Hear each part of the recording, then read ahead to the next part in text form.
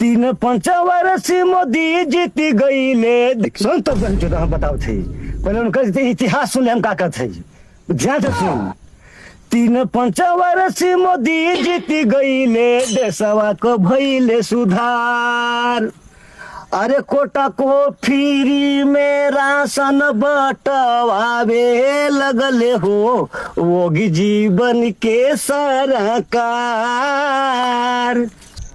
तोरे बहन तू सोचेले कि खाली हम ही गावे जानीला। अरे हम गावे जानीला।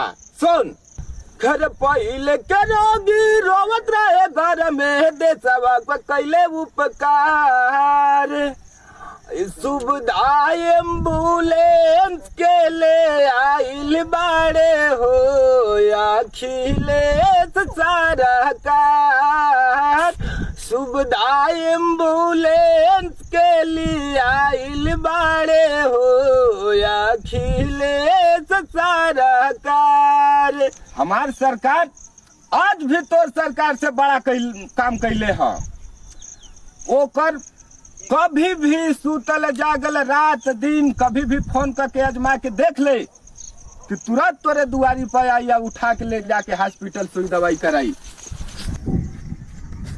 अरे चुप रहता मर्द, तू लोग खाली अपने बहस कर ला जा। हमारा धान गिरा था खाली भी ना, तू लोग खाली अपने अपने पार्टी के बड़ाई खेले हो जा। एको पार्टी काम कैले बैठे फिलहाल पार्टी जोन पार्टी बैठे ओके खाली देवे के नहीं चाहिए। खाली बड़ाई होती था कुछ कामों करावा से यही बात ना। अरे हमसे का हमार सरकार तो रहे कि सरकारी गोदाम का प्राइवेट दुकान तक में खाद मिलत रहला। ऐसा तोर सरकार बा तोर बहन चोदा बतावा। अरे गोबर कतान फेंके बदे बहुत आवाज गोबर कोई फेंकी हो कहाँ पाई ना गोबर। सब काम होला लेकिन एक काम सब काम सही साफ हुई लेकिन एक काम जरूर गलत हो जाला। चाहे कोई भी हो काम में चाहे तुम्हारा सरकार है चाहे हमारा सरकार है एक काम गलती हुई जरूर। तो गलती स्वीकार करल करा पहले ना। खाली बतियावा लंबा लंबा कहाँ पाएगी उतना उतना गोबर फेंके बदे 10-10 बीघा में मारे जाने खेता मार तू जब खाता भी स्वाद बुलंदी होने खजाना था।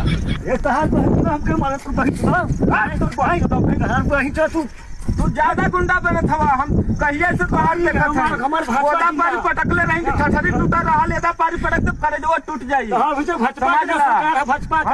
हो अखिलेश कमजोर है। सही लाई दे यहां बाप।